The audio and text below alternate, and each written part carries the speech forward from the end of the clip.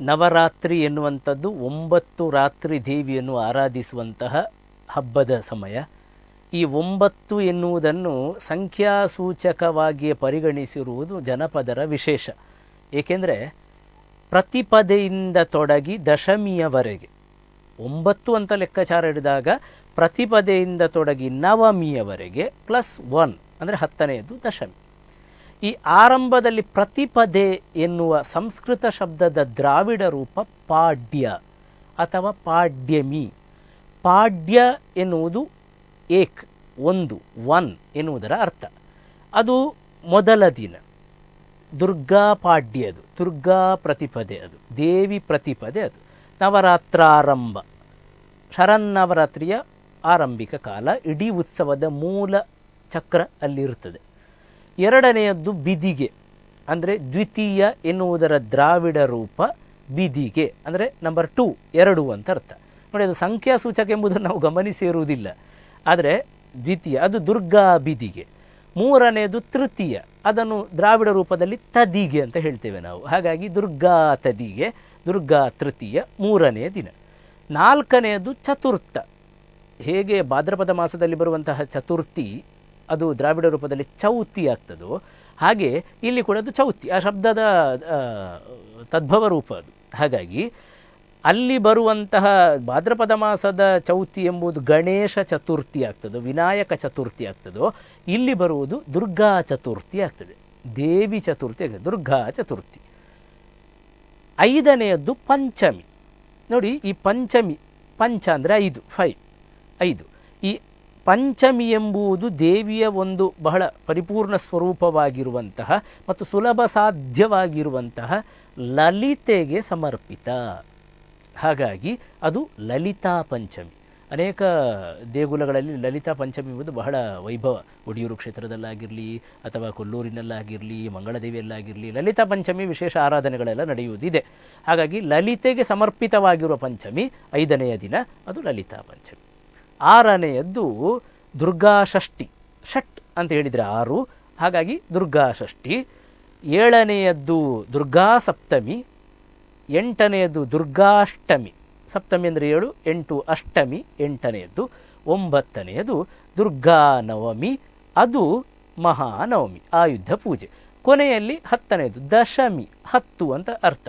ದಶಮಿ ಅದು ವಿದ್ಯಾದಶಮಿ, ವಿಜಯದಶಮಿ, ಶಮಿ ದಶಮಿ, ಶಮಿ ಪೂಜೆ ಮಾಡುವಂಥದ್ದು ದುರ್ಗಾ ದಶಮಿ. ಇವು 10, 1ರಿಂದ 10ರ ತನಕ ಇರುವಂತಹ ಸಂಖ್ಯೆಗಳನ್ನೇ ದೇವಿಯ ಜೊತೆ ಸೇರಿಸಿಕೊಂಡು ಬಂದಿರುವಂತಹ ಹಿರಿಯರ ಕಲ್ಪನೆ. ಈ ದೇವಿಯರ ಮೊನ್ನೆಯಿಂದ ನಾವು ಮಾತನಾಡಿಕೊಂಡ ಪ್ರಕಾರ ಈಗ ನಾವು ನಿಂತಿರುವಂಥದ್ದು ದೇವಿಯ 7ನೆಯ ಅವತಾರಕ್ಕಿಂತ ಮುನ್ನ ಪ್ರಕಟಗೊಳ್ಳುವ 6ನೆಯ ಸ್ವರೂಪ. 7ನೇ ಅವತಾರ ಬಹಳ ಮುಖ್ಯವಾದದ್ದು, ಅದಕ್ಕಿಂತ ಮುನ್ನ ಪ್ರಕಟಗೊಳ್ಳುವಂಥದ್ದು 6ನೆಯ ಸ್ವರೂಪ. ಅದು ಷಷ್ಠಿ ದಿನದಲ್ಲಿ ದುರ್ಗಾ ಷಷ್ಠಿ ಎಂದು ಆರಾಧನೆ ಪಡೆಯುವಂತಹ ಕಾತ್ಯಾಯಿನಿ. ಕಾತ ಎನ್ನುವಂಥ ಒಬ್ಬ ಋಷಿಯ ಮಗ ಕಾತ್ಯ. ಕಾತ ಎನ್ನುವ ಶಬ್ದದಿಂದಲೇ ಬಂದಿರುವುದು ಕಾತ್ಯ, ಕಾತನ ಮಗನಾಗಿರುವ ಕಾರಣ ಕಾತ್ಯ. ಈ ಕಾತ್ಯನ ವಂಶದಲ್ಲಿ ಜನಿಸಿರುವ ಮಹರ್ಷಿ ಕಾತ್ಯಾಯನ. ಕಾತ್ಯಾಯನ ಈ ವಿಷಯ ಬಹಳ ಮುಖ್ಯ. ನಮ್ಗೆ ಗೊತ್ತಿದೆ ದೇವಿ ಮಹಾತ್ಮೆಯಲ್ಲಿ ಬರುವಂತಹ ಕತೆ. ಈ ಲೋಕದಲ್ಲಿ ಬ್ರಹ್ಮನ ವರಬಲದಿಂದ ಕೊಬ್ಬಿದ ಮದೋನ್ಮಿತನಾಗಿರುವಂತಹ ಮಹಿಷಾಸುರ. ಅಸುರ ಅಂದರೆ ಕೋಣದ ಮುಖವುಳ್ಳಂತಹ ಅಸುರ.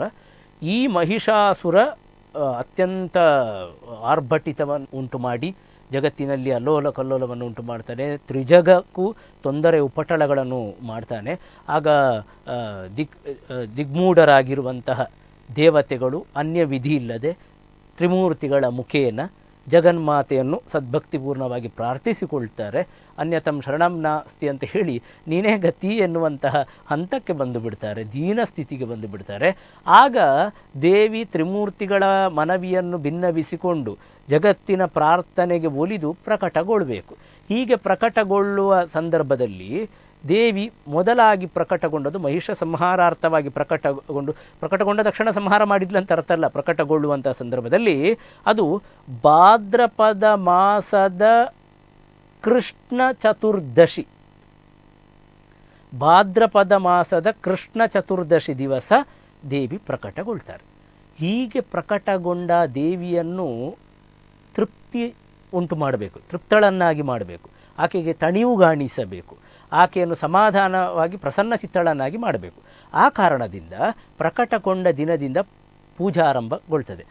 ಹೀಗೆ ಪೂಜಾರಂಭ ಮಾಡಿದ ಮೊದಲಿಗರೇ ಕಾತ್ಯಾಯನರು.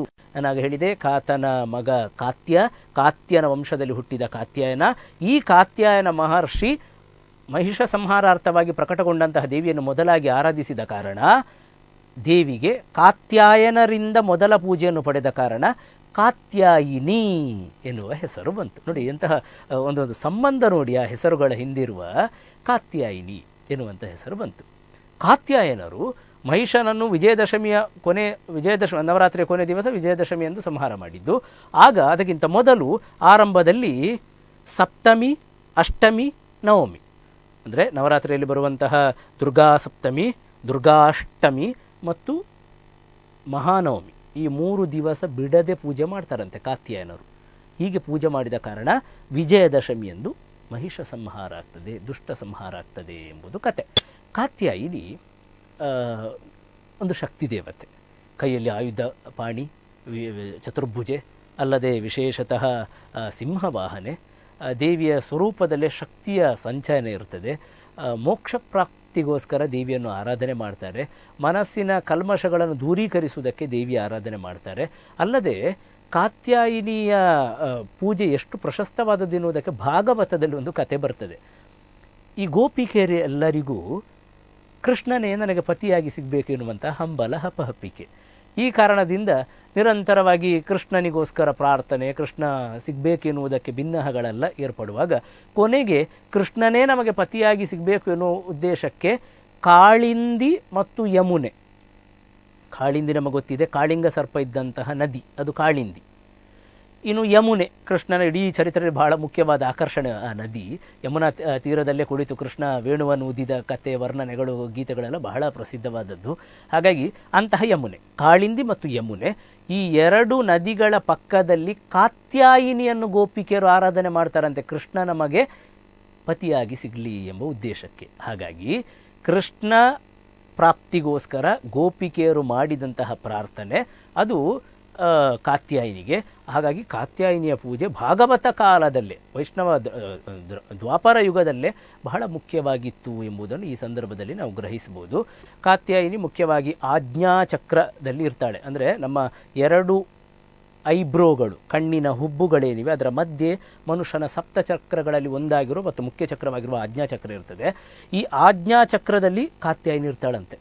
ನೋಡಿ, ಮನುಷ್ಯ ಜೀವನಕ್ಕೂ ಶರೀರಕ್ಕೂ ದೇವಿ ಆರಾಧನೆಗೆ ಎಷ್ಟು ಒಳ್ಳೆಯ ಒಂದು ತಾತ್ವಿಕ ಸಂಬಂಧ ಉಂಟೆಂಬುದನ್ನು ನಾವು ಗಮನಿಸಬೇಕು. ಆರಾಧನೆ ಎಂಬುದು ಮುಖ್ಯ ಆಗುವುದು, ವಿಶೇಷ ಆಗುವುದು, ಮತ್ತು ಇವತ್ತಿಗೂ ಜಗತ್ತಿನಲ್ಲಿ ನಿರಂತರವಾಗಿ ನಡೆದುಕೊಂಡು ಬಂದಿರುವುದಕ್ಕೆ ಸಾಕ್ಷಿ ಇದು ಬುನಾದಿ, ಇದುವೇ ಆಧಾರ, ಇದುವೇ ಆಕಾರ. ಹಾಗಾಗಿ ಈ ಆಜ್ಞಾಚಕ್ರದಲ್ಲಿ ವಿಶೇಷತಃ ದೇವಿ ನೆಲೆಸ್ತಾಳೆ. ಈ ಆಜ್ಞಾಚಕ್ರ ಎನ್ನುವುದು ಗ್ರಹಣ ಶಕ್ತಿಯ ಸಂಕೇತ. ನಮ್ಗೆ ಗೊತ್ತಿದೆ, ಸ್ವಲ್ಪ ಮಾನಸಿಕವಾಗಿ ಸ್ಥಿಮಿತತ್ವ ಕಳೆದುಕೊಂಡಾಗ ಪರಿಣಿತರೆನ್ನಿಸಿಕೊಂಡ ವೈದ್ಯರೋ ಅಥವಾ ಮಾನಸಿಕ ತಜ್ಞರೋ ಈ ಭಾಗವನ್ನು ಒತ್ತುವಂತಹ ಪ್ರೆಸ್ ಮಾಡುವಂತಹ ಕ್ರಮ ಇದೆ. ಅಂದರೆ ಈ ಭಾಗದಲ್ಲೇ ಮನುಷ್ಯನ ಇಡೀ ಗಮನದ ಕೇಂದ್ರೀಕರಣ ಇರುವಂಥದ್ದು, ಮನಸ್ಸಿನ ಬಹಳ ಮೂಲ ಕೇಂದ್ರ ಇರುವಂಥದ್ದು ಈ ಭಾಗದಲ್ಲಿ ಆಜ್ಞಾಚಕ್ರ. ಹಾಗಾಗಿ ಗ್ರಹಣ ಶಕ್ತಿಗೆ ಪೂರಕಳಾಗಿ ನೆಲೆ ನಿಲ್ಲುವವಳು ಕಾತ್ಯಾಯಿನಿ. ಧ್ಯಾನ ಸ್ಥಿತಿಗೆ, ಚಿತ್ತಸ್ಥಿರತೆಗೆ ಮತ್ತು ಮನಸ್ಸಿನಲ್ಲಿ ಇರುವಂತಹ ಕ್ಲೇಶಗಳನ್ನು ದೂರೀಕರಿಸಿ ಸಾತ್ವಿಕತೆಯ ಮೇಲೆ ಮನಸ್ಸನ್ನು ಕೇಂದ್ರೀಕರಿಸುವುದಕ್ಕೆ ಕಾತ್ಯಾಯಿನಿ ಆಜ್ಞಾಚಕ್ರದಲ್ಲಿ ನೆಲೆಸಿರುವುದು, ಉಪಾಸನೆ ಪಡೆಯುವುದೇ ಬಹಳ ಮುಖ್ಯ ಆಗ್ತದೆ. ಹಾಗಾಗಿ ಕಾತ್ಯಾಯಿನಿಯ ಮುಖೇನ ದೇವಿಯ ಆರಾಧನೆಯನ್ನು ನಡೆಸಿಕೊಂಡು ನಮ್ಮೊಳಗೆ ಸತ್ಪ್ರಜ್ಞೆಯನ್ನು, ಸಾತ್ವಿಕತೆಯನ್ನು, ಸದಾಚಾರ ಸಂಪನ್ನವಾಗಿರುವಂತಹ ಒಂದು ಒಳ್ಳೆಯ ಚಿತ್ತವೃತ್ತಿಯನ್ನು ರೂಢೀಕರಿಸುವುದಕ್ಕೆ, ಮೂಡಿಸುವುದಕ್ಕೆ ನವರಾತ್ರಿಯ 6ನೇ ದಿನ ಕಾರಣ ಆಗ್ತದೆ. ಕಾತ್ಯಾಯಿನಿಯ ಆರಾಧನೆ ಜೊತೆ ಮುಂದಕ್ಕೆ ಇರುವ ದೇವಿಯರನ್ನು ಮುಂದಿನ ಸಂಚಿಕೆಯಲ್ಲಿ ನೋಡೋಣ. ಬನ್ನಿ, ಸದ್ಯಕ್ಕೆ ಕಾತ್ಯಾಯಿನಿಯನ್ನು ಆರಾಧಿಸಿಕೊಂಡು ಬರೋಣ.